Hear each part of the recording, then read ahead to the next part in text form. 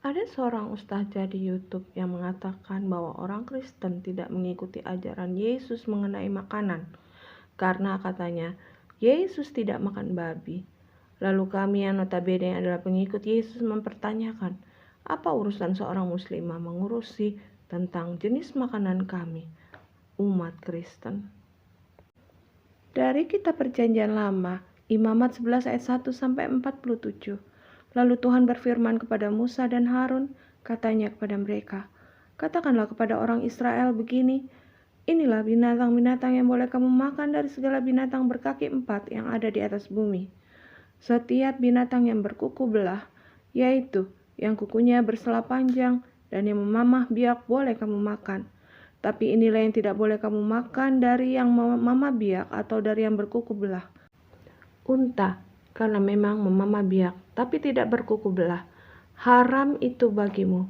Juga pelanduk, karena memang memamah biak, tapi tidak berkuku belah. Haram itu. Dan seterusnya sampai ayat 47. Ternyata, makanan yang dibolehkan dan tidak diperbolehkan untuk orang Israel adalah terbagi dua, yaitu clean artinya bersih dan yang unclean artinya tidak bersih. There are certain animals that we can and cannot eat.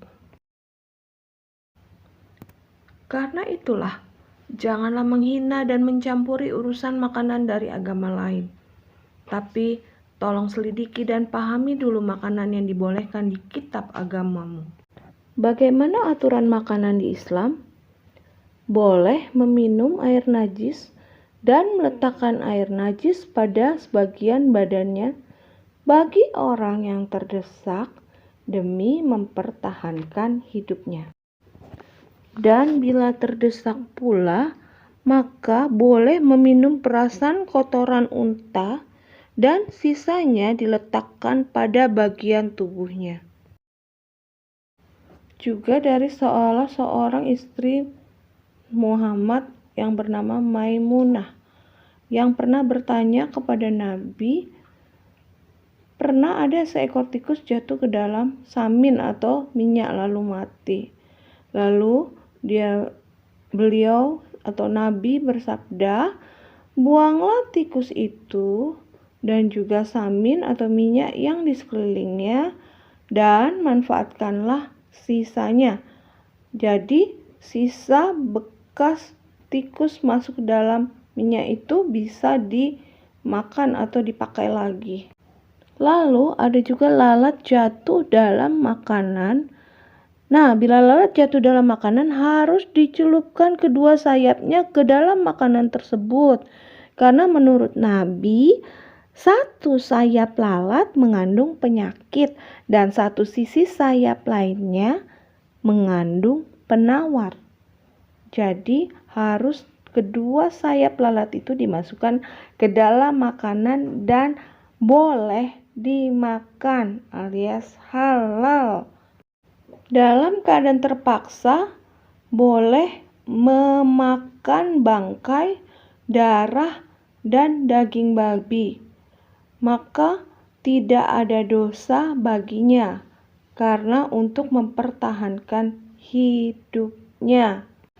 Diperbolehkan juga memakan binatang buruan laut yang mengapung karena Nabi Muhammad berkata lautan itu suci airnya dan halal bangkainya. Binatang sejenis anjing hutan pun termasuk binatang buruan dan boleh dimakan karena seorang pengikutnya pernah mendengar dari Nabi atau Rasulnya bahwa Nabi Muhammad menjawab, ya boleh dimakan anjing hutan tersebut. Biawak pun boleh dimakan. Bahwa Nabi bersabda mengenai biawak, aku tidak mau memakannya, namun aku tidak pernah mengharamkannya. Jadi biawak boleh dimakan alias halal. Boleh meminum air seni unta dan susu unta. Demikianlah Nabi atau Rasul bersabda, jika kalian pergi ke tempat unta-unta kami, maka minumlah susu dan air seninya. Mereka pun lantas mengerjakannya. Demikianlah kitab Al-Quran dari umat Islam mengatur jenis makanan yang halal atau boleh mereka makan, dan itu sama saja kotornya dengan babi alias unclean food. Mengapa orang Kristen makan babi? Di 1 Korintus 8 ayat 8, makanan tidak membawa kita lebih dekat kepada Allah. Kita tidak rugi apa-apa kalau tidak kita makan, dan kita tidak untung apa-apa kalau kita makan. Lalu di Markus 7 ayat 14-15, lalu Yesus memanggil lagi orang banyak dan berkata kepada mereka, "Kamu semua, dengarlah kepadaku dan camkanlah. Apapun dari luar yang masuk ke dalam seseorang tidak dapat menajiskannya, tetapi apa yang keluar dari seorang, itulah yang menajiskan." Markus 7 ayat 20-23 katanya lagi, apa yang keluar dari seseorang itulah yang menajiskannya.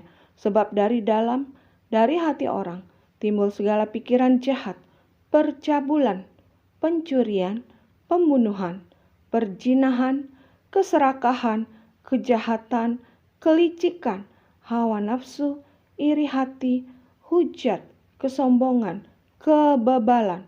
Semua hal-hal jahat ini timbul dari dalam dan menajiskan orang.